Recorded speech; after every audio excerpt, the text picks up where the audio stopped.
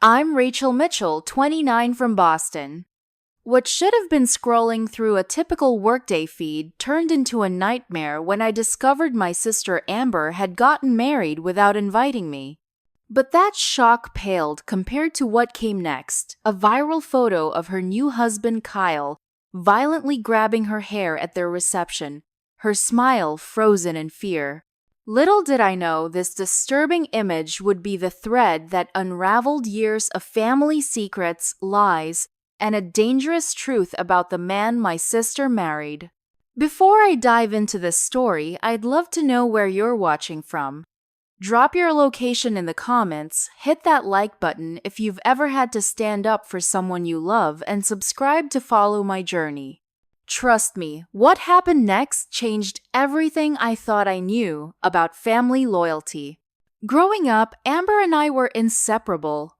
Despite being 3 years younger, she was my shadow following me everywhere with wide-eyed admiration.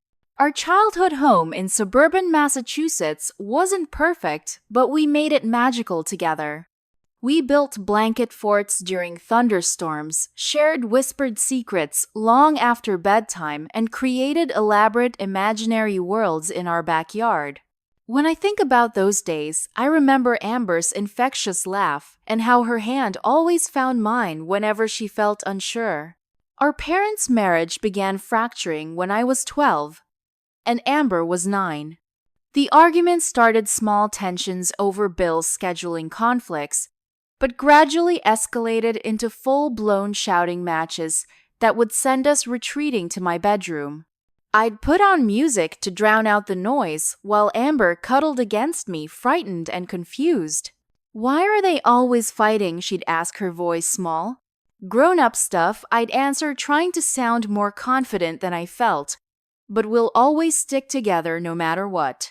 That promise became our mantra through the divorce that followed 2 years later. Our mother, Melissa, got primary custody while our father, James, moved to Colorado for work. The arrangement suited our mother fine. She'd always favored Amber, seeing herself in my sister's artistic temperament and delicate features.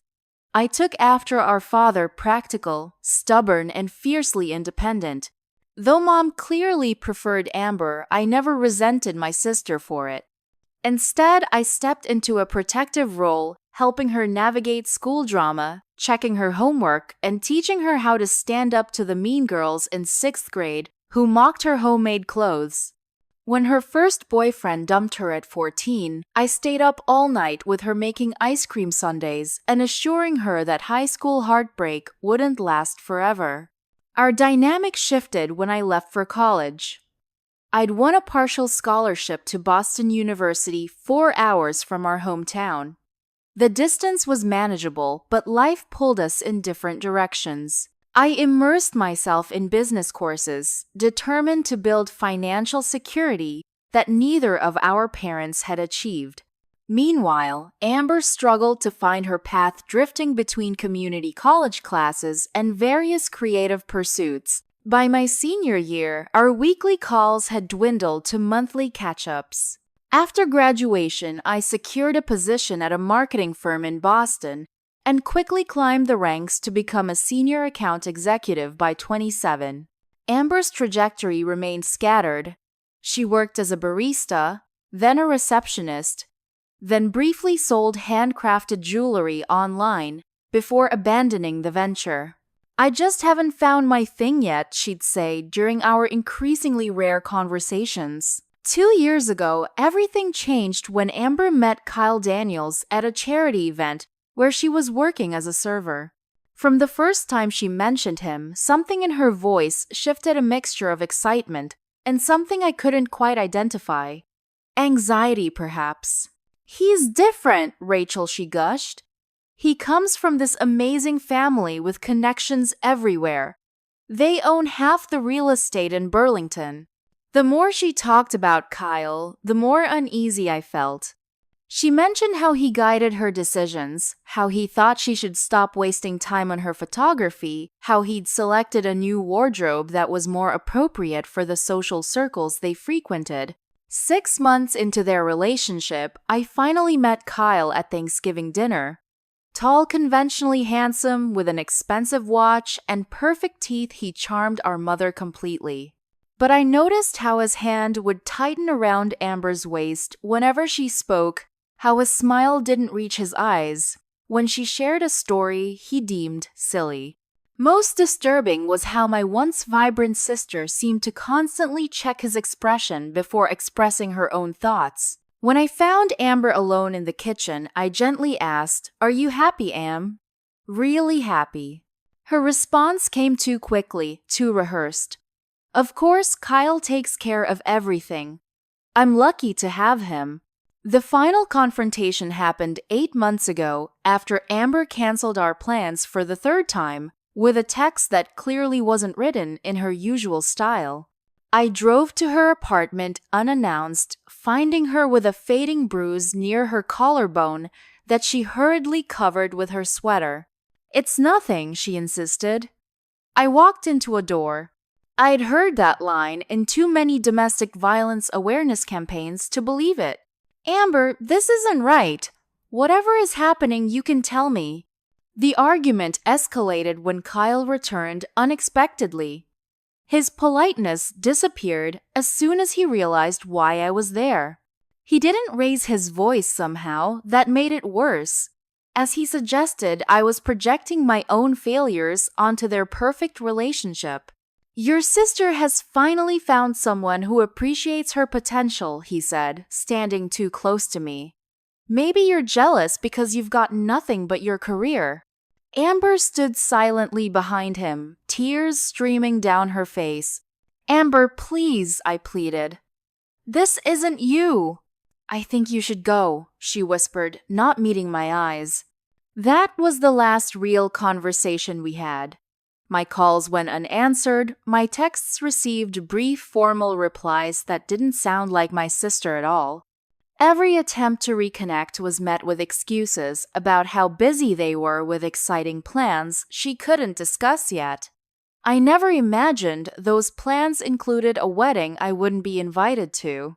It was a Tuesday afternoon when my world tilted on its axis.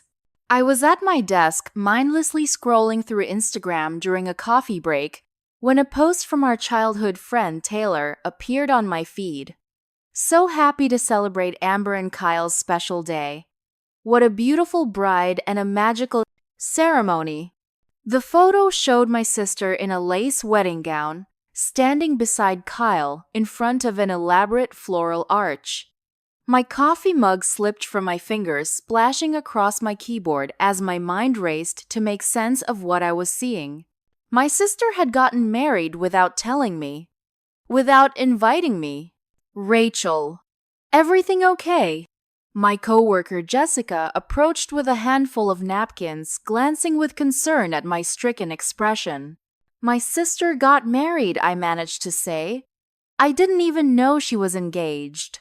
Jessica's confused expression quickly shifted to sympathy as I frantically scrolled through more posts trying to piece together what had happened.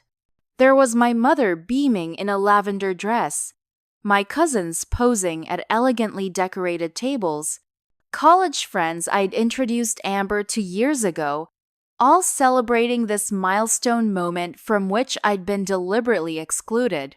"Maybe the invitation got lost," Jessica suggested weakly. But we both knew better. This was no oversight. I abandoned any pretense of working and began a systematic search through social media. The wedding had taken place the previous Saturday at a luxury resort owned by Kyle's family. From the tagged photos and comments, it appeared nearly everyone from our extended family had attended, along with dozens of Kyle's business associates and friends. Then, I saw a photo that had been shared not with celebration, but with concern. One of Amber's college friends had posted it with a caption, "Did anyone else notice this?" Disturbed by what I saw at the reception, the image showed Kyle and Amber on the dance floor, but it wasn't a romantic moment. Kyle's hand was twisted in Amber's hair at the base of her neck, pulling her head back at an uncomfortable angle. His other hand gripped her wrist. While his face showed a tight smile, Amber's expression was what haunted me, eyes wide smile frozen in what I recognized immediately as fear. The photo had begun circulating beyond the original post. Jessica leaned over my shoulder, her voice low. "That's going viral on Reddit," she said, pulling out her phone to show me multiple threads discussing the image. "It's on several domestic violence awareness pages, too." The comments from wedding guests filled in more disturbing details. "Did anyone hear what he whispered when he smashed cake in her face? She looked terrified. Was I the only one who saw him drag her away from talking to the photographer's assistant? That speech his best man gave about finally taming wild Amber made me so uncomfortable. My hands shook as I tried calling Amber's number. It went straight to voicemail, her greeting replaced with a generic automated message. I tried our mother next, then my cousins. Either they didn't answer or gave vague, uncomfortable responses about respecting Amber and Kyle's wishes. Finally, my cousin Madison answered with a whispered, "I can't talk now, Rachel." "Madison, please." "What's going on? Why wasn't I invited?" Her voice was strained. "Everyone was specifically told not to tell you about the wedding," Kyle said. "He said you tried to come between them and Amber didn't want you there." "I'm sorry, I've gotta go." The line went dead before I could respond. By 5 o'clock, I'd given up any pretense of working. My boss took one look at my face and told me to take the rest of the day off. I sat in my car in the parking garage, trying to process the betrayal, while also growing increasingly terrified for my sister's safety. The viral photo confirmed my worst fears about Kyle, but Amber was now legally bound to him, apparently, with our entire family's blessing. How had things gone so wrong? What lies had been told about me? And most importantly, how was I going to reach my sister? There was only one place to start looking for answers. I put my car in drive and headed toward our mother's house, determination hardening inside me like concrete. Someone was going to tell me the truth today. The sun was setting as I pulled into my mother's driveway in Lexington, casting long shadows across the neat suburban lawn she took such pride in maintaining. The house looked exactly as it had during my last visit 6 months ago. Pristine white, siding black shutters, and carefully pruned hydrangeas lining the walkway. Such perfect normalcy on the outside, hiding the dysfunction within. I noticed the new Mercedes in the driveway. My mother had been driving a used Honda the last time we spoke. Another piece of the puzzle clicked into place as I thought about Kyle's family wealth. Mother opened the door before I could knock, her expression shifting from surprise to wariness. "Rachel, what are you doing here? No hug, no invitation to come in. Just suspicion." "We need to talk," I said, walking past her into the foyer. "About Amber's wedding that somehow everyone in the family attended except me." She sighed dramatically, closing the door. "I knew you'd make this all about yourself. This is exactly why Amber didn't want you there on her special day." The accusation stung, but I pressed on. "What are you talking about? Amber and I had one disagreement about Kyle and how he treats her. And now I'm seeing photos online that prove I was right to be concerned." Mother led me reluctantly to the living room, which had been redecorated with expensive-looking furniture that hadn't been there before. "You always have to create drama," she said, perching primly on a tufted armchair. "Kyle has been nothing but generous to this family. He's given Amber the kind of life I always wanted for her. The kind of life where he pulls her hair and grabs her arm in public." I took out my phone and showed her the viral photo. "This is going around online. People who don't even know them are concerned." My mother barely glanced at the image. "You're taking that completely out of context. They were dancing, having fun. That's not fun, Mom. That's control and intimidation. What's really going on here? Why was I deliberately excluded? Her face hardened. Kyle helped Amber see how toxic your influence has been, always pushing her to be independent when she's happier being taken care of. Always filling her head with feminist nonsense about careers when she could be embraced by a wonderful family. I stared at her, stunned by the bitterness in her voice. "And what did you get out of this arrangement?" I asked, quietly gesturing around at the new furnishings. A flash of guilt crossed her face before she composed herself. "The Daniels have been very generous, yes. Kyle's father offered me an advisory position for their charitable foundation. They've included me in their family in ways your father never did with the Daniels."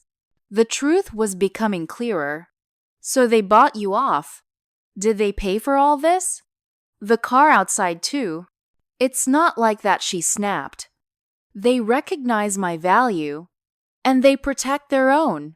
"Their own," I repeated. "Mom, we're Amber's family. We're supposed to protect her." "From what a wonderful life security. Do you know, they've already put a down payment on a beautiful house for them, that she'll never have to worry about money, like we did after your father left." "He didn't leave us, Mom. You divorced him." The old argument resurfaced automatically. She waved dismissively. "Look, I have the wedding video. Maybe that will show you how happy your sister is, and you can stop this crusade." She pulled up the professional video on her new tablet. I watched in growing horror as the carefully edited footage still couldn't completely hide the concerning dynamics. Amber's smile never reached her eyes. Kyle's hand remained possessively on her back, neck, or arm in every shot. During their first dance, he whispered something that made her stiffen before quickly resuming her smile. "Their mother said," as if the video proved her point. "A perfect day." "Can you forward this to me?" I asked, trying to keep my voice neutral. "Absolutely not. Kyle specifically said not to share any wedding media with you. He thinks you'd try to twist things and cause problems." I leaned forward, zooming in on a frame that showed Amber's bare arm. "What's that bruise?"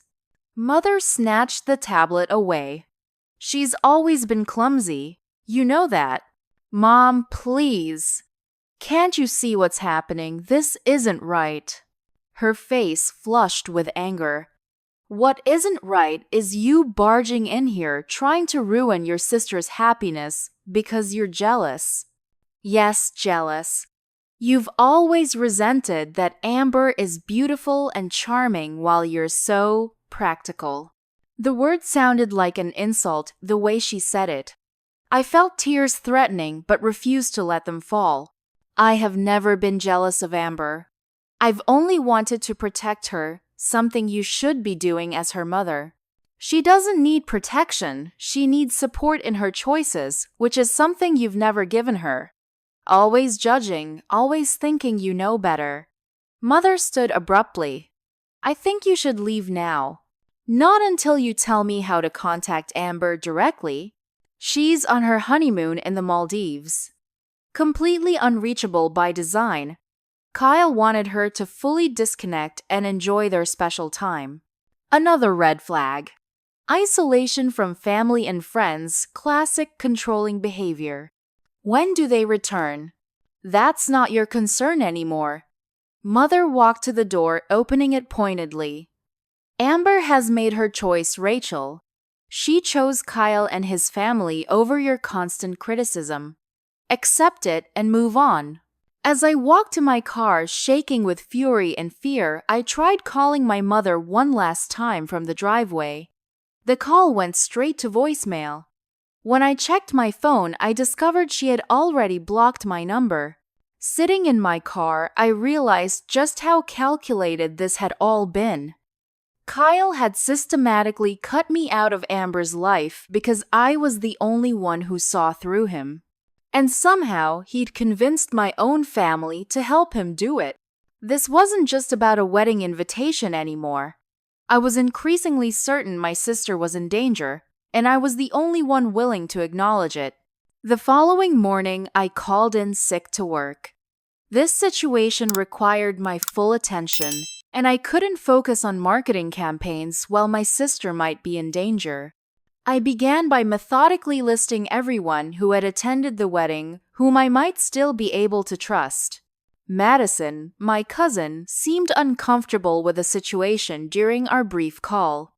I decided to start there, sending her a text that I hoped would break through the wall of silence. Madison, I'm not trying to cause drama.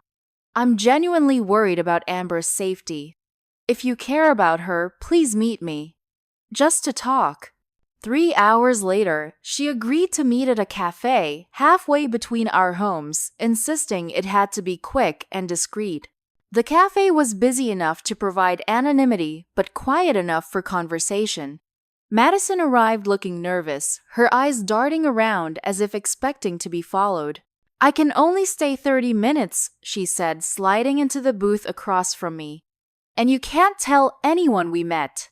I appreciate you coming, I said, pushing a coffee toward her. I just want to understand what's going on. Madison fidgeted with her napkin. The wedding was weird, Rachel. Really weird. How so? Kyle micromanaged everything. Every single detail had to be approved by him, not Amber. When the florist brought slightly different colored roses than ordered, he made this huge scene. She lowered her voice, and during the reception, he kept tracking her. Like his eyes followed her everywhere. If she talked to any guy for more than a minute, he'd appear at her side. What about that photo that's going around? Madison winced. That happened during their first dance. The photographer caught it by accident. Kyle's team tried to get everyone to delete it, claiming it was unflattering, but Jenna, you remember her from Amber's art class, she'd already sent it to someone who posted it. What did Amber say about it? That's the thing, she laughed it off, said Kyle gets playful when he drinks. But Rachel, Madison glanced around again before reaching into her purse. I have something for you. She slid a small USB drive across the table. All the wedding photos. The unedited ones before Kyle's family had them cleaned up. I'm on the alumni board with the photographer's assistant. She was concerned too. I stared at the tiny drive, overwhelmed with gratitude. Thank you.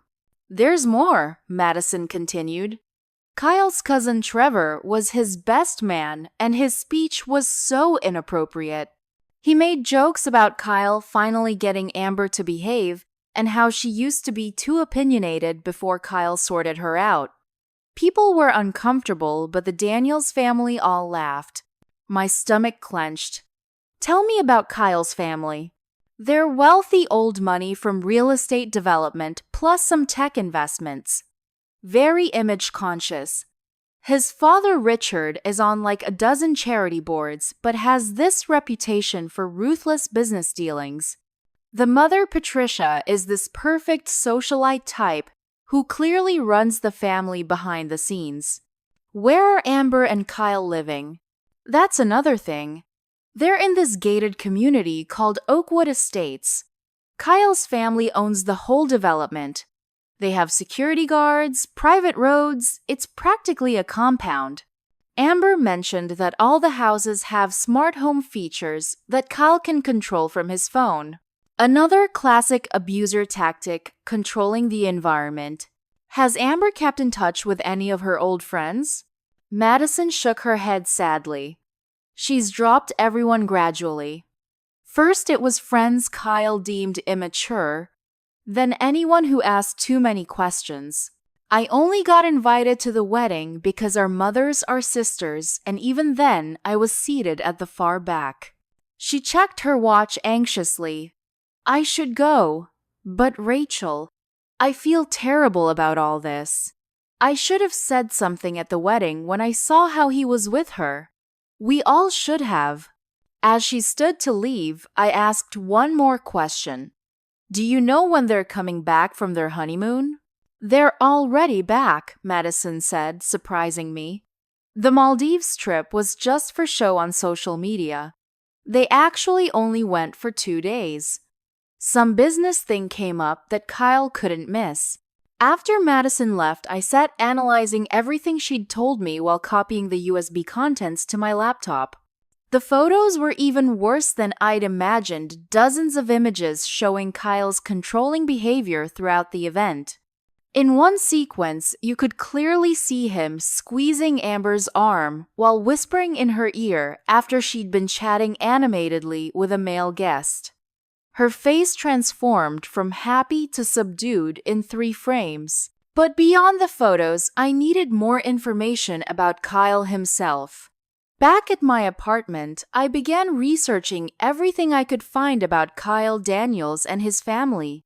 Social media provided the glossy surface Charity Gala's business awards, perfectly orchestrated family photos, but I needed to dig deeper.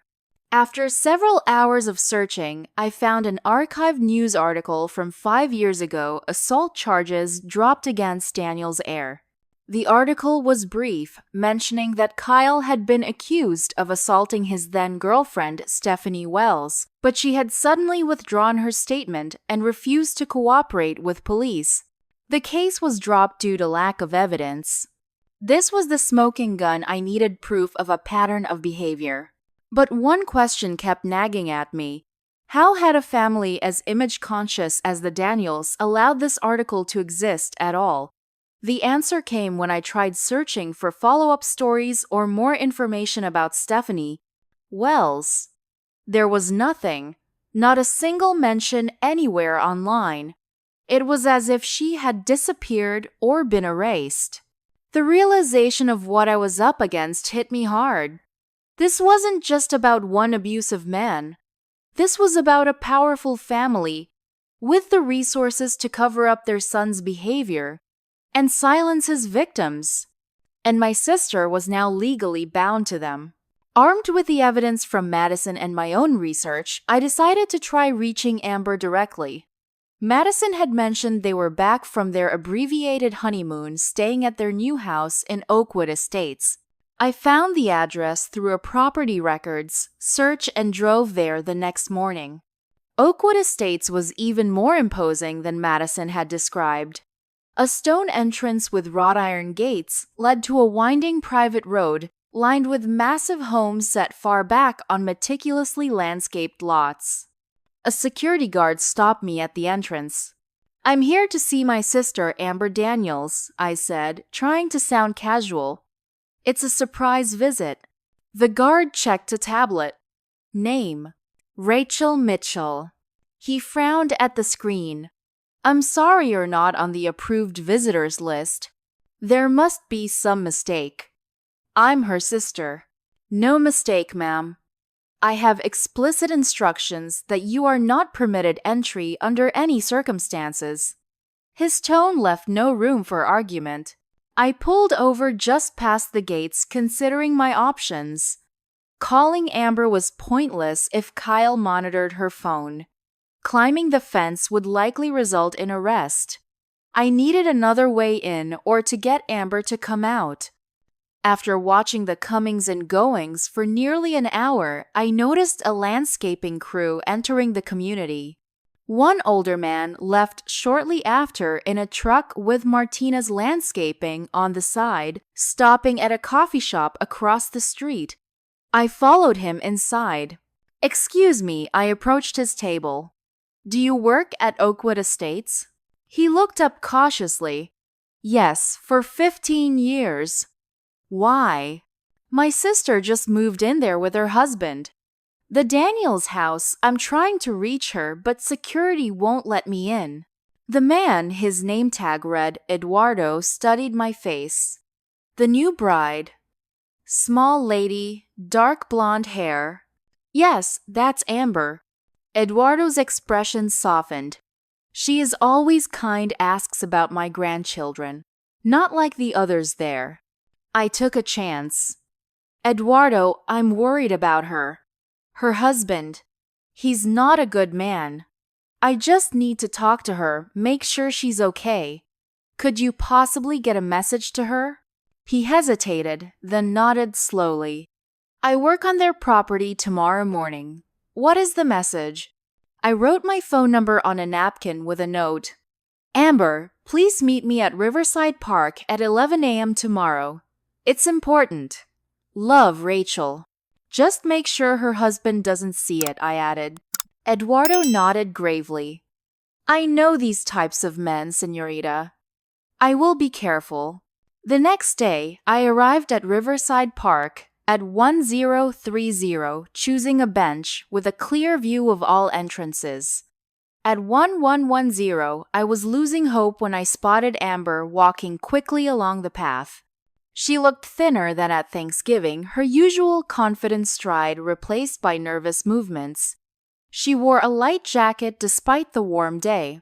Rachel, she called, looking around.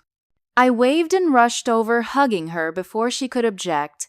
She stiffened before briefly returning the embrace. We don't have much time, she said, glancing at her watch. I told Kyle I was picking up a prescription. We sat on a bench partly obscured by trees.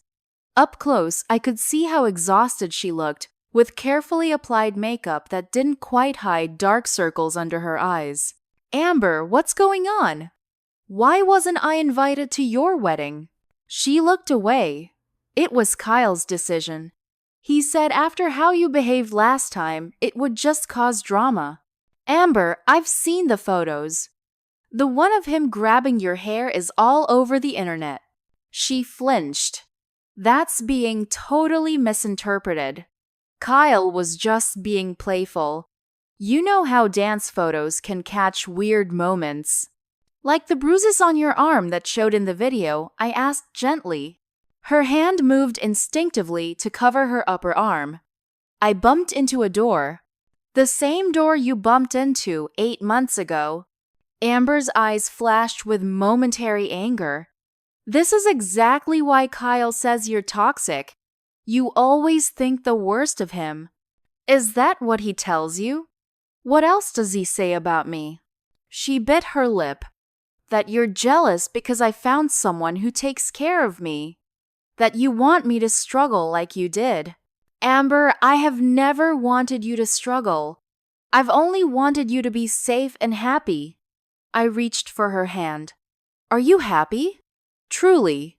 For a moment, her carefully maintained facade cracked. It's complicated, Rachel. Kyle has expectations, and when I meet them, everything's perfect. When I don't, he hurts you, I finished. He gets frustrated, she corrected quickly. I'm still learning how to be a good wife. A good wife doesn't have to be afraid of her husband, I said. Amber, I'm scared for you. This isn't love, it's control. She checked her phone nervously. I need to go. He checks my location. With what has he installed tracking apps on your phone? The car has GPS, and the house has cameras. For security. She stood up. Amber, please. You can come with me right now. I have resources, people who can help. For a fleeting second, I saw consideration in her eyes. Then her phone buzzed with a text. The color drained from her face as she read it. I have to go. Now. Amber, wait. Well, isn't this cozy? Kyle's voice behind me sent ice through my veins. I turned to find him standing there, his perfectly tailored suit and pleasant expression at odds with the cold fury in his eyes. Kyle, Amber stammered. I was just getting your prescription right. His smile didn't waver. Funny, the pharmacy said you never came in. I stepped protectively toward my sister. She has a right to see her family. Kyle's gaze shifted to me, his contempt barely concealed. Family doesn't try to poison a happy marriage with lies and manipulation, Rachel. The only one manipulating anyone here is you, I replied, keeping my voice steady despite my racing heart. He laughed, turning to Amber. See what I mean, babe? Always trying to create problems where there aren't any. His hand closed around her upper arm. We should go. We're meeting Dad for lunch, remember? Amber nodded meekly. As Kyle led her away, she glanced back at me. And in that moment, I saw it clearly: fear, yes, but also a silent plea for help. Amber, I called out. Whatever he's told you about me, it's not true. I love you. I'm here whenever you need me. Kyle turned his mask, slipping for just an instant. Stay away from my wife, he hissed low enough that only I could hear. Or things will get very unpleasant for you. I watched helplessly as he escorted Amber to a black SUV in the parking lot. As I walked back to my own car, I noticed a sedan with tinted windows that hadn't been there earlier. The driver was watching me intently. When I took out my phone to photograph the license plate, he drove away quickly. The failed meeting left me shaken but more determined than ever. Kyle's threatening behavior had only confirmed my worst fears, and seeing Amber's silent cry for help told me everything I needed to know. She wasn't staying by choice. She was trapped and afraid. And now I realized with growing dread, Kyle knew I was actively trying to reach her. Whatever came next, I needed to be prepared. I knew Kyle wouldn't take my intervention lightly, but I wasn't prepared for how quickly the retaliation would begin. The next evening, I returned home from grabbing dinner to find my apartment door slightly ajar. My heart raced as I cautiously pushed it open. Inside, every drawer had been pulled out, every cupboard emptied. My mattress was slashed, papers scattered across the floor, but strangely, my laptop, TV, and other valuables remained untouched. This wasn't a robbery. This was a message. I called the police, but without signs of forced entry or stolen items, they treated it as a low-priority case. The officer suggested it might have been an angry ex-boyfriend, despite my insistence that Kyle Daniels was behind it. Do you have any proof Mr. Daniels did this? The officer asked. He threatened me yesterday at the park, I explained. What exactly did he say? That things would get very unpleasant for me if I contacted his wife, my sister. The officer wrote something down, but his expression made it clear a vague threat wasn't enough to pursue a man from one of the city's most prominent families. That night, as I cleaned up the mess, my phone buzzed with a text from an unknown number. First warning. There won't be a second. I took photos of everything, the destroyed apartment, the threatening text, and backed them up to a secure cloud storage. If this escalated further, I'd need evidence. The next morning, my boss called me into her office as soon as I arrived at work. Rachel, we need to talk. Susan said, her normally friendly demeanor replaced with concern. We received some disturbing calls about you yesterday. My stomach dropped. What kind of calls? Someone claiming to be a former client said you'd been harassing them and their family.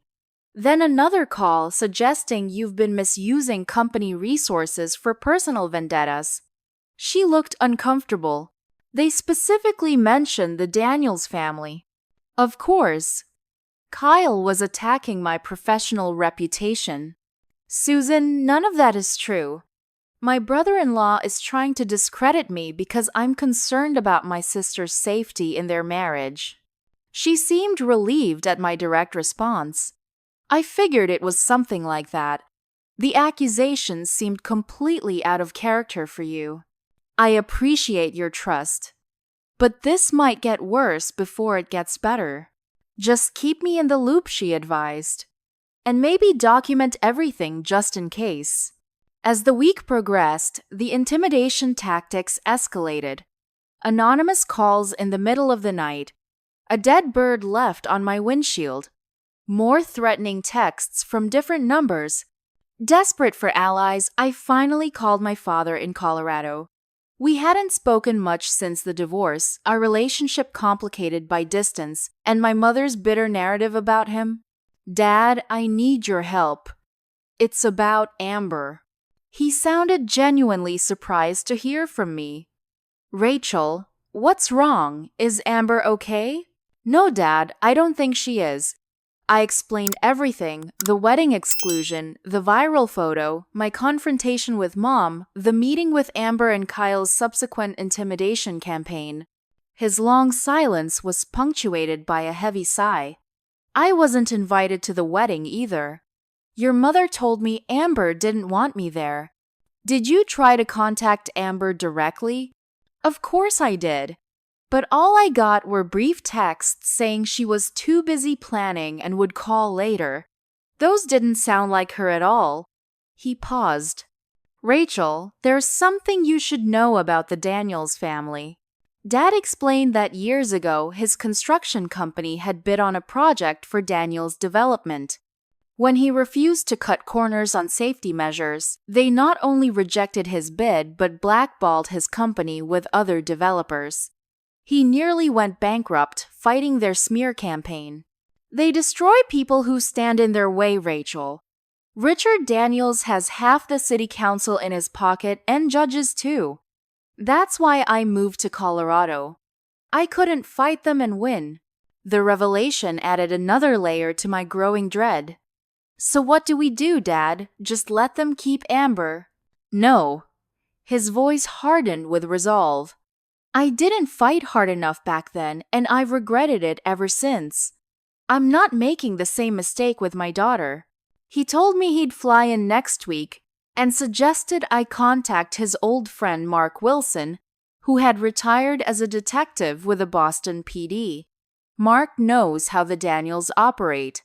He investigated them years ago for bribery, but the case mysteriously disappeared. Detective Wilson agreed to meet me the following day at a diner far from my usual haunts. In his 60s, with shrewd eyes and a carefully neutral expression, he listened without interruption as I laid out the entire situation. Your instincts are good, he finally said. This has all the hallmarks of isolation and control. Kyle learned from his father, Richard Daniels, has been keeping his wife Patricia in a gilded cage for 30 years. Can the police help? Wilson shook his head.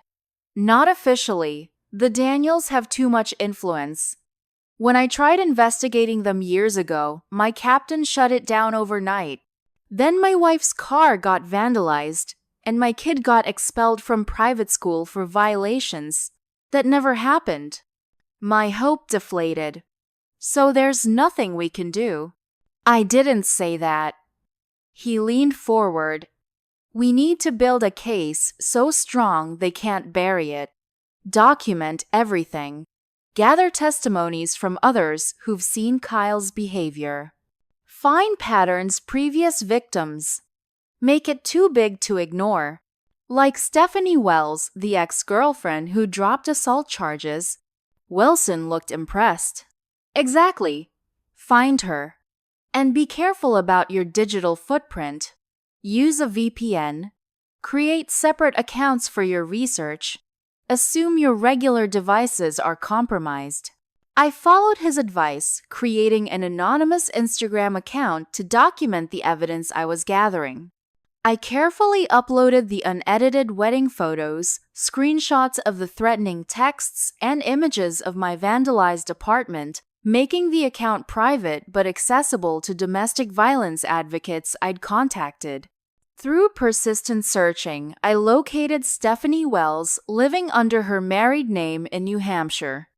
After several cautious exchanges to verify my identity and intentions, she agreed to speak with me. I never thought I'd discuss Kyle again, she admitted when we met at a cafe halfway between our cities. I spent years trying to forget that part of my life. Stephanie's story was chillingly similar to what I feared was happening to Amber. Kyle had been charming at first, then increasingly controlling. When she tried to break things off, he became violent. After she pressed charges, the Daniels family machine activated her landlord, suddenly evicted her. She was fired from her job for performance issues, and her car was repossessed despite her payments being current. Then Kyle's father visited me, she said, voice dropping. He had a check for a lot of money and photos of my little sister walking to school. He never explicitly threatened her, but the message was clear. I dropped the charges the next day and moved away. Her testimony confirmed what I was up against, and Stephanie agreed to connect with other women who'd had similar experiences with the Daniels men. We created a secure online support group, carefully vetting each member. Within days, 5 women had joined, each with her own story of intimidation, abuse, and eventual escape, though all had paid heavy prices for their freedom. While building this network, I received an unexpected message through my anonymous account from Trevor Kyle's cousin and best man. "I saw what you're doing. I want to help. Kyle's worse than you know." I was wary of a trap but arranged a public meeting with escape routes planned. Trevor arrived, looking nervous, constantly checking over his shoulder. "I've wanted out of the family business for years," he confessed. "The things they do, it's not just Kyle. It's Uncle Richard, my dad, all of them. They think money and power put them above the law."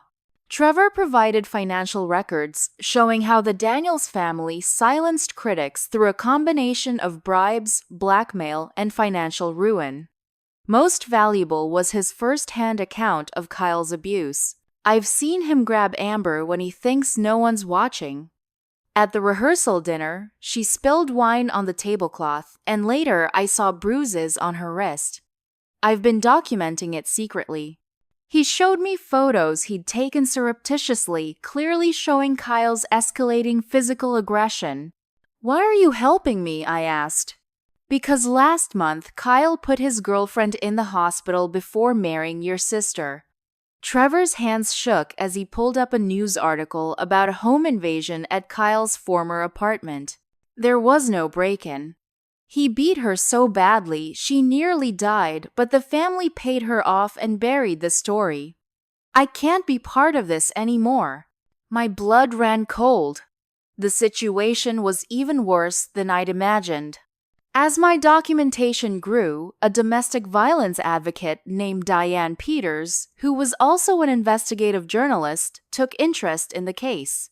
She began researching the Daniels family's pattern of abuse and cover-ups, carefully building a comprehensive story that could withstand their inevitable legal attacks. Meanwhile, Detective Wilson used his contacts to find police reports filed against Kyle over the years, all withdrawn or buried, but still existing in records. The pattern was damning. The pieces were coming together, but I knew time was running out. Each day Amber remained under Kyle's control was another day she was in danger. And with each person who joined our cause, the risk of Kyle discovering our efforts increased. That risk became reality when my car windows were smashed in the parking garage at work with a note left on the seat. "We know what you're doing. Last chance to stop." With the threats against me intensifying, I knew we needed to accelerate our efforts. Trevor's revelation about Kyle hospitalizing his previous girlfriend days before marrying Amber sent my sense of urgency into overdrive. We were no longer just trying to free my sister from a controlling husband, we were trying to save her life. Diane Peters, the journalist who'd taken interest in our case, arranged for me to meet Stephanie Wells and 3 other former Daniels associates at a secure location, a friend's vacation cabin an hour outside Boston. Detective Wilson came as well, bringing thick folders of records he'd compiled both during and after his time on the force. Before we begin, Diane said once everyone had settled around the large dining table, "I want to be clear about the risks. The Daniels family will come after anyone who speaks publicly against them. I can protect my sources journalistically, but their reach goes beyond legal channels." Nods around the table acknowledged this reality. Everyone present had already experienced the family's vengeance in some form. "I'm willing to go on record," Stephanie said, her voice steady, despite her obvious fear. "I've been silent too long, and I can't bear the thought of another woman going through what I did." Her courage inspired the others. One by one, they shared their experiences, each account more disturbing than the last. Patricia, a former housekeeper for the Daniels, described witnessing Richard Daniels physically abusing his wife. Michael, who had worked in their legal department, detailed how the family bribed officials and threatened witnesses in multiple cases. Jennifer, who dated Trevor, briefly recounted how Kyle had once cornered her in a bathroom at a family event, attempting to assault her before Trevor intervened. Detective Wilson spread out his documentation on the table. Police reports, hospital records, financial transactions, tracing hush money, all meticulously organized and annotated. The pattern is undeniable, he explained, pointing to a timeline he'd constructed. Kyle's violence has been escalating for years. Each incident is worse than the last, and the periods between them are getting shorter. What about the girlfriend who ended up in the hospital? I asked Trevor. He pulled out his phone, showing us secured messages between him and a woman named Alyssa. She's still recovering at her parents' home in Vermont. The official story is that she interrupted a burglary, but these are the actual photos of her injuries. The images were horrific bruises that clearly showed handprints, a broken orbital bone, split lip. Several people around the table looked away. The Daniels paid her family $2 million and had them sign NDAs, Trevor continued. But Alyssa has agreed to speak with us confidentially. She's terrified, but says she can't live with herself if Amber suffers the same fate. Diane took detailed notes throughout these testimonies. This is more than enough for a major expose, but we need to be strategic about when and how we publish. Once we do, the Daniels will unleash everything they have against all of us.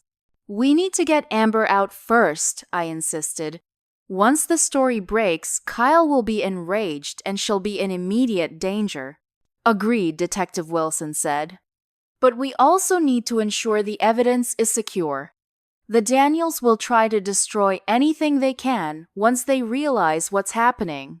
We developed a three-pronged approach. Diane would prepare her investigation for publication, but hold it until Amber was safe. Detective Wilson would quietly share our evidence with trusted contacts in law enforcement and the district attorney's office, and I would continue building our support network while trying to establish direct communication with Amber. Trevor provided crucial intelligence about the Daniels' operations. Kyle has surveillance on Rachel's apartment and has probably hacked her phone, he warned. They've also been pressuring her boss to find a reason to fire her. This explained the strange clicks on my calls and why my battery drained so quickly. Following Detective Wilson's advice, I purchased a new phone under a different name and used it only outside my home and workplace. Our growing network expanded beyond the Daniels' direct victims. A cybersecurity expert volunteered to help secure our communications and digital evidence. A retired judge offered legal guidance. Social workers from domestic violence shelters provided insights on how to safely extract Amber when the time came. I also reached out to my father's construction colleagues who'd been harmed by the Daniels family's business practices. Many came forward with documentation of fraudulent contracts, labor violations, and environmental shortcuts that added another dimension to Diane's investigation. Throughout this process, I continued trying to find ways to communicate safely with Amber. Trevor discovered she had therapy appointments every Wednesday afternoon, seemingly the only time she was allowed out alone, though Kyle had chosen the therapist who was a family friend. Using this information, I stationed myself near the therapist's office one Wednesday, hoping to intercept Amber briefly. When she emerged from the building, I was shocked by her appearance. In just a few weeks since our park meeting, she had lost more weight and, despite the warm weather, wore a high-necked blouse and excessive makeup. She startled when I approached, looking around frantically. "Rachel, you can't be here. They're watching." "Who's watching, Amber?" "Security." Kyle has people following me. Please, you need to go. Despite her words, she gripped my arm desperately. Amber, we're building a case against Kyle. We've found other women he's hurt, proof of what the family does to cover it up. But we need to get you somewhere safe first. Her eyes widened. You don't understand. There's nowhere safe. They own judges. Police. Not everyone. We have people helping us, people they haven't bought. Please, Amber, let me help you. For a moment she seemed to consider it. Then her phone buzzed. The color drained from her face as she read the message. I have to go. Now. They know I'm talking to you. She started walking quickly toward her car. Take this. I pressed a small burner phone into her hand. Hide it where he won't find it. When you're ready or if you're in danger, call the only number programmed in it. Day or night. She slipped the phone into her purse and hurried away without looking back. That evening, my apartment was broken into again, more thoroughly this time. They took my laptop and tablet though. Thanks to Detective Wilson's warnings, I'd already moved all sensitive information to encrypted cloud storage, accessible only through my new secret phone. The violation of my home was terrifying, but it also signaled desperation on Kyle's part. Our network was growing too large for even the Daniels family to contain, and they knew it. The next day, Trevor called from a secure line, his voice tense. Kyle knows more than we thought. He found out about the meeting at the cabin. Someone's feeding him information. We immediately implemented stricter security protocols, limiting information sharing, and establishing a system to identify potential leaks. Meanwhile, Diane accelerated her preparation of the exposé, working with her publication's legal team to ensure it could withstand the inevitable lawsuit.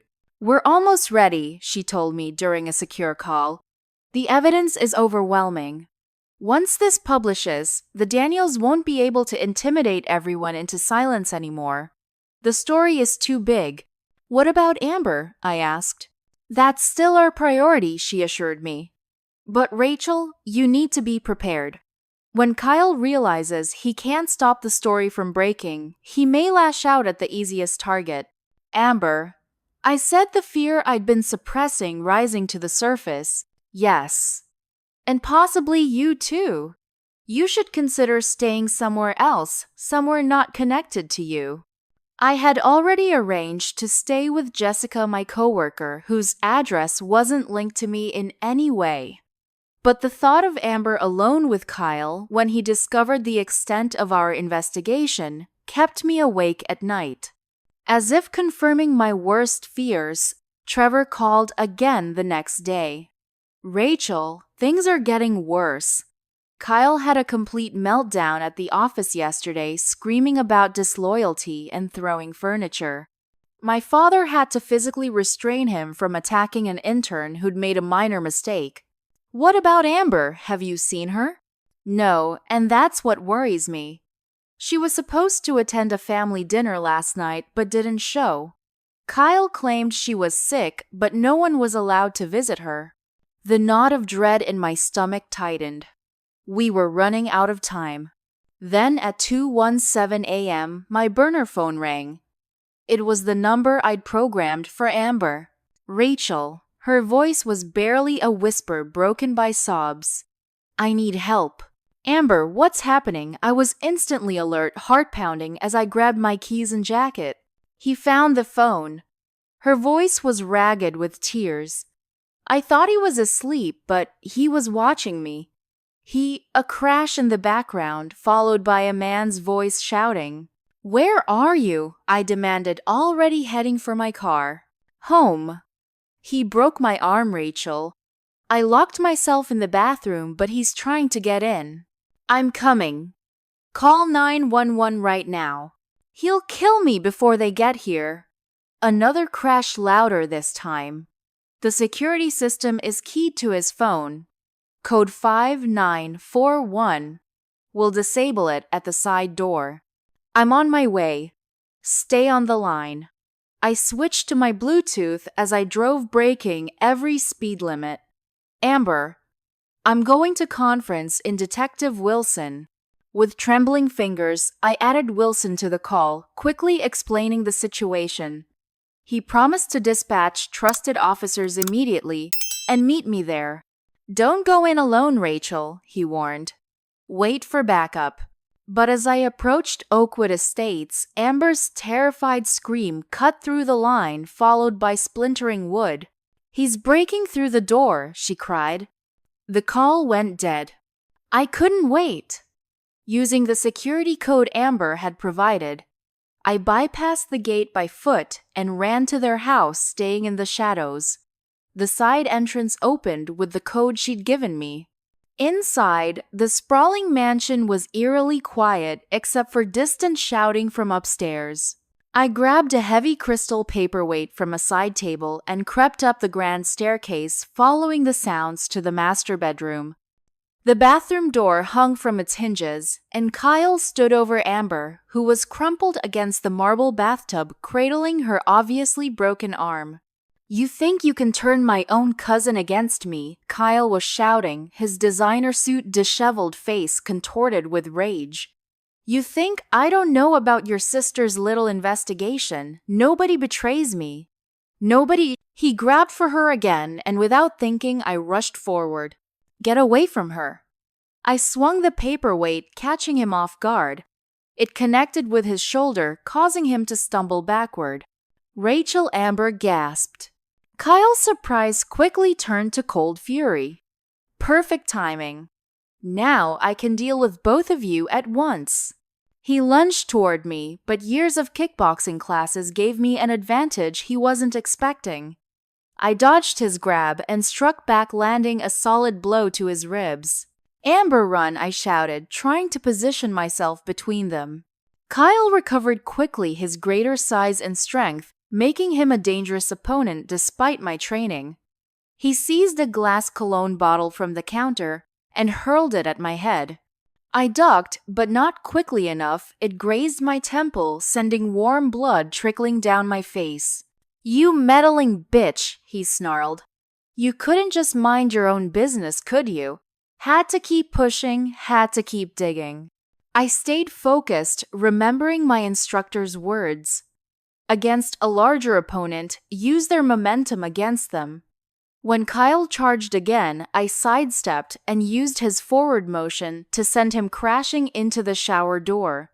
The glass shattered, momentarily stunning him. Amber, please, we need to go now, I pleaded, pulling her to her feet. She seemed frozen in shock, but my voice finally broke through. We stumbled toward the bedroom door, but Kyle recovered faster than I anticipated. He grabbed a shard of broken glass and came at us with murderous intent. You're not going anywhere, he growled. Do you have any idea who you're dealing with? My family owns this town. The glass slashed toward me, missing my throat by inches as I jerked backward. I kicked at his knee, feeling it buckle as he howled in pain. We made it to the hallway, but Kyle was right behind us, limping but determined. We were halfway down the stairs when the front door burst open. Detective Wilson entered with his gun drawn, followed by two uniformed officers I didn't recognize. Police, drop it now, Daniels Wilson commanded. Kyle hesitated, glass shard still in hand, calculating his options. For a terrible moment, I thought he might attack anyway, deciding to take us down with him. Then, with chilling control, he dropped the glass and smoothed his hair back. Officers, thank God you're here, he said, his voice suddenly calm and reasonable. These women broke into my home. My wife is having a mental episode and her sister has been harassing our family for months. The transformation was so complete, so convincing, that I felt a flash of doubt. Would the officers believe him? Kyle Daniels, respected businessman from a powerful family versus two distraught women, but Wilson wasn't fooled. Save it, Daniels. We have the 911 call recording and officers witnessed you attacking these women through the windows before we entered. Kyle's mask slipped, revealing the rage beneath. Do you know who my father is? One call, and your careers are over. Your father has his own problems tonight, Wilson replied, nodding to one of the officers. The FBI raided Daniel's development headquarters an hour ago. Securities fraud, bribery of public officials, witness tampering, it's quite a list. Kyle lunged at Wilson in blind fury. The other officers intercepted him, forcing him to the ground as they handcuffed him. Even restrained, he continued threatening us, promises of retribution spewing from his mouth as they led him away. Paramedics arrived moments later, attending to Amber's broken arm and my head wound. As they worked, Amber gripped my hand with her good one. I'm sorry, she whispered. I should have listened to you months ago. Don't apologize, I said firmly. None of this is your fault. But I shut you out. I believed him when he said you were jealous, that you wanted to control me. That's what abusers do, Amb. They isolate you, make you doubt yourself and everyone who loves you. Detective Wilson approached as the paramedics finished bandaging my temple. You're both extremely lucky, he said gravely. If you'd arrived 5 minutes later, or if he'd had a gun instead of glass. He didn't need to finish the thought. What happens now? I asked. Kyle will be charged with assault, battery, and attempted murder. With the evidence we've collected and witnesses coming forward, he's facing serious time. Wilson hesitated. But the Daniels family is still powerful. They'll hire the best lawyers, try to discredit you both. They can try, I said, my resolve hardening. But we have something stronger than their money and connections. What's that? Amber asked. The truth. And each other. I squeezed her hand. Plus, a small army of people they've hurt who aren't staying silent anymore. As dawn broke, we sat in the hospital waiting room while Amber's arm was set and cast. My phone buzzed with a text from Diane's story, publishing at noon. You both safe? I showed it to Amber, who took a deep breath and nodded. It's time everyone knew the truth about the Daniels family. For the first time since finding that wedding photo, I felt the tight knot of fear in my chest begin to loosen. Kyle was in custody. Amber was safe. The wall of silence and intimidation that had protected the Daniels for generations was finally crumbling.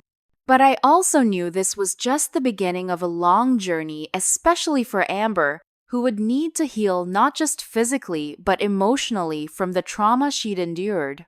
Where will you go? I asked her gently. You can stay with me as long as you need. She looked down at her cast, then back up at me with tears, but also determination in her eyes. I'd like that. I need to find myself again. The real me, not the version of myself he tried to create. The sun rose higher, streaming through the hospital windows as we sat together, battered but unbroken. Whatever came next, we would face it together the way sisters should. The hospital discharged Amber late that morning with her arm in a cast and a prescription for pain medication. As we drove to my apartment, Diane's exposé went live, a comprehensive investigation titled The Daniels Dynasty Power Abuse and Silenced Victims. Within hours, it was trending nationally with major news networks picking up the story and additional victims coming forward. Kyle remained in custody despite his family's efforts to secure his release. The evidence against him was overwhelming, not just Amber's injuries and our testimony, but security camera footage from his own home that his smart system had recorded and backed up to cloud storage. The footage clearly showed him assaulting Amber multiple times over the weeks following their wedding. But the most damning evidence came from an unexpected source, Kyle's mother, Patricia. After decades of suffering her husband's abuse in silence, the FBI raid and her son's arrest had finally broken something loose within her. She came forward with detailed records of the family's intimidation tactics, hush money payments, and cover-ups of Kyle's previous assaults. "I watched Richard mold our son into his image," she told investigators in a recorded statement later made public. "I told myself I was protecting Kyle by staying silent, but I was really protecting the family reputation at the expense of innocent women. I can't live with that anymore." Her testimony devastated the Daniels family's carefully constructed public image and provided prosecutors with a roadmap to build cases against both Kyle and his father. Despite these developments, the initial days after the confrontation were extraordinarily difficult. Amber alternated between relief at her escape and overwhelming guilt and shame about having been manipulated. "I can't believe I fell for it," she said, one evening sitting on my couch with her knees pulled up to her chest. "He told me you were trying to control me because you were jealous, and I believed him. I believed him over my own sister." "That's what abusers do," I reminded her. "They're experts at manipulation. Look how many people he fooled: Mom, our entire extended family, business associates, even the police for years." The mention of our mother brought another wave of pain. She had called repeatedly after the news broke, but refused to acknowledge her role in enabling Kyle.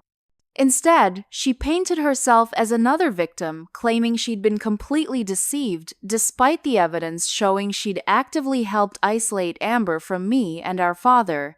Dad, meanwhile, had flown in from Colorado the day after Kyle's arrest and had been a steady, supportive presence. He found a therapist specializing in domestic abuse recovery and arranged for family counseling sessions to help rebuild the trust that had been damaged. "I failed you both when I moved away after the divorce," he admitted during one particularly emotional session. "I let your mother's bitterness dictate my relationship with you, and I shouldn't have. I'm so sorry." Those sessions became a cornerstone of our healing process, providing a safe space to express the hurt, anger, and regret that had built up over years of family dysfunction. Professionally, I faced my own challenges. While my boss Susan had been supportive, the publicity surrounding the case made it difficult to return to normal work life. Clients were hesitant to work with someone so publicly connected to a scandal, regardless of which side I was on. After much consideration, I decided to channel my experience into a new direction. With Diane's guidance and Detective Wilson's connections, I began working with a nonprofit organization supporting domestic violence survivors, developing programs to help women recognize warning signs and safely leave dangerous relationships. 3 months after Kyle's arrest, I organized a support group specifically for women who had been targeted by powerful men or families. Stephanie Wells became co-facilitator, bringing her perspective as someone who had rebuilt her life after escaping the Daniels orbit years earlier. Amber attended these meetings regularly at first, just listening, then gradually sharing her own experiences. Watching her transformation was remarkable, from a withdrawn, frightened woman constantly looking over her shoulder to someone rediscovering her voice and strength. "I want to use my story to help others," she told me one day, 6 months after her escape. We were sitting in my kitchen, planning a fundraising event for the nonprofit. "So many women are trapped, like I was believing they deserve the abuse or that they can't escape." "That would be powerful," I agreed. "But only when you're ready." She touched her arm, which had healed but still ached sometimes in cold weather, a permanent reminder of that final night with Kyle. "I think I'm getting there. Each day it gets a little easier to look in the mirror and recognize myself again."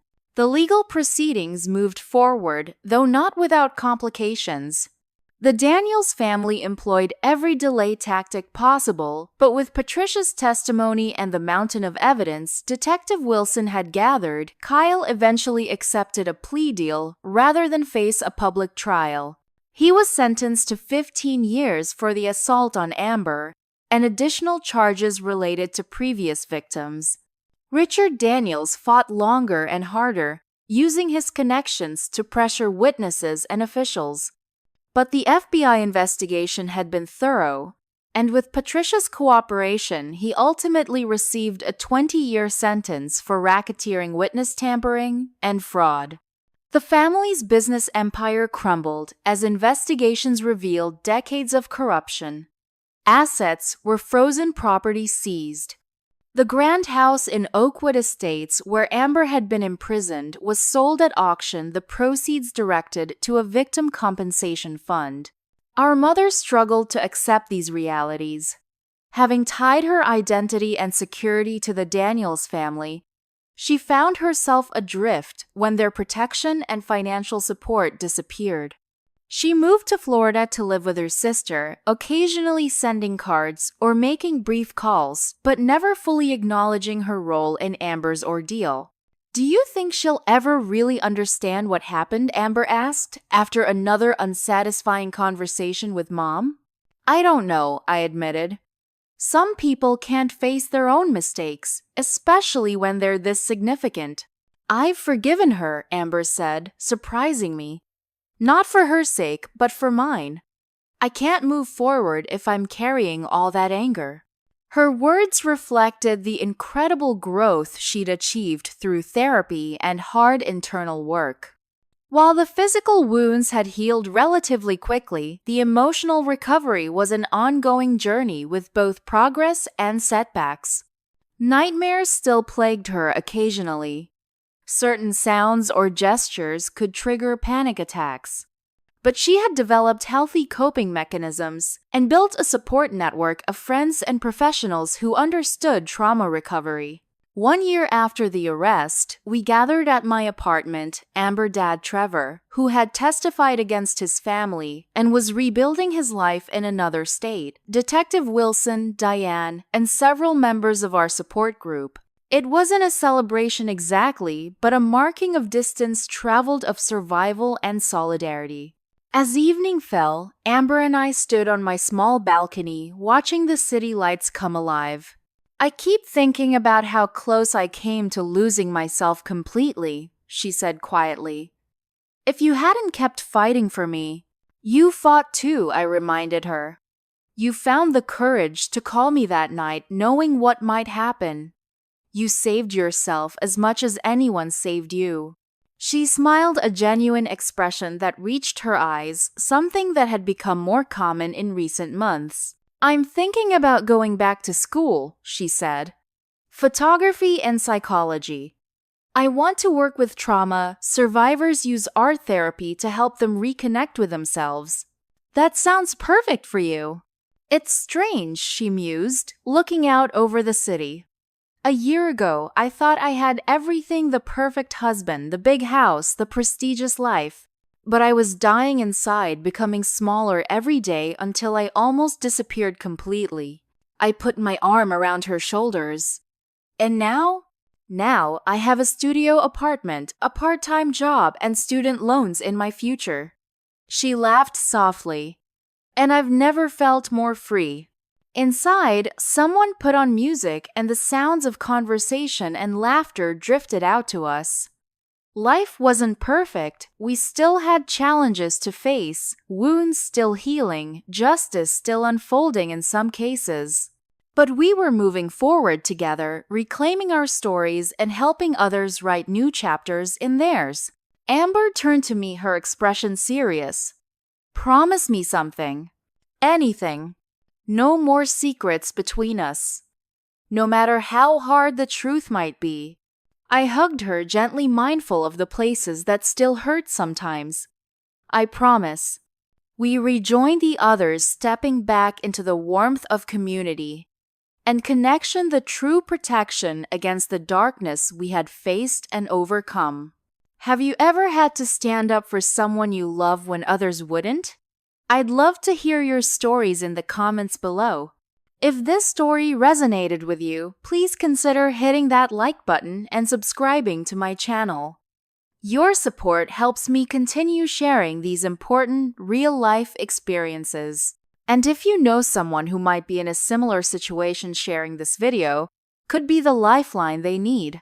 Thank you all for listening, and remember, sometimes love means fighting for someone even when they can't fight for themselves.